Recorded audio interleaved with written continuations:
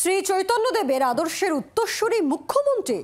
বাঁকুড়ার বিজয়া সম্মেলনীতে চৈতন্যদেবের সঙ্গে মুখ্যমন্ত্রীর তুলনা টানলেন তৃণমূল সাংসদ ঋতব্রত বন্দ্যোপাধ্যায়। বাঙালির ভাবাবেগে আঘাতের অভিযোগ তুলে পাল্টা সরব বিজেপি। কখনো মা দুর্গা, কখনো মা শারদা, কখনো আবার রানী রাসমণি। অতীতে একাধিকবার বাংলার দেবদেবী মনীষীদের সঙ্গে মমতা বন্দ্যোপাধ্যায়ের তুলনা করেছেন তৃণমূল নেতারা, জানিয়ে কম বিতর্ক হয়নি।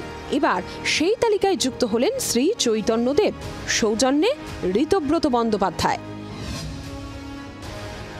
বাঁকুড়ার ইন্দাসে সোমবার তৃণমূলের বিজয়া সম্মেলনীতে যোগ দেন দলের শ্রমিক সংগঠনের নেতা ও রাজ্যসভার সাংসদ ঋতব্রত বন্দ্যোপাধ্যায়।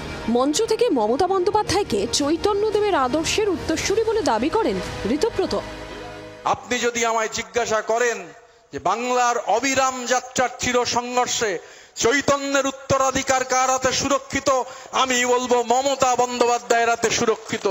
চৈতন্যদেবের প্রকৃত উত্তরাধিকারী, এই লড়াইয়ের উত্তরাধিকার। চৈতন্যদেব যেমন হ্যামলিনের বাসিওয়ালা ছিলেন, মমতা বন্দ্যোপাধ্যায় হচ্ছেন হ্যামলিনের বাসিওয়ালা। মমতা বন্দ্যোপাধ্যায় পথে মানে লাখো মানুষ তার সঙ্গে। মুখ্যমন্ত্রীর মধ্যে চৈতন্যের ছায়া কেন দেখছেন, মঞ্চ থেকে নেমে তাঁরও ব্যাখ্যা দেন শাসক শিবিরের এই শ্রমিক নেতা।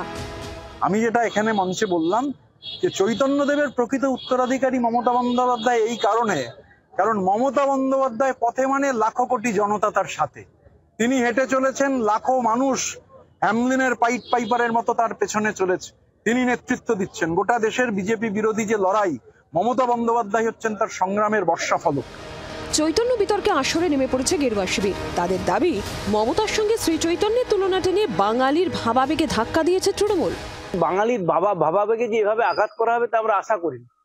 একজন সম্পূর্ণ দুর্নীতিতে নিমজ্জিত একজন মুখ্যমন্ত্রী, রাজনীতিবিদ, তিনি, তাকে তুলনা করা হচ্ছে শ্রী চৈতন্য দেবের সাথে।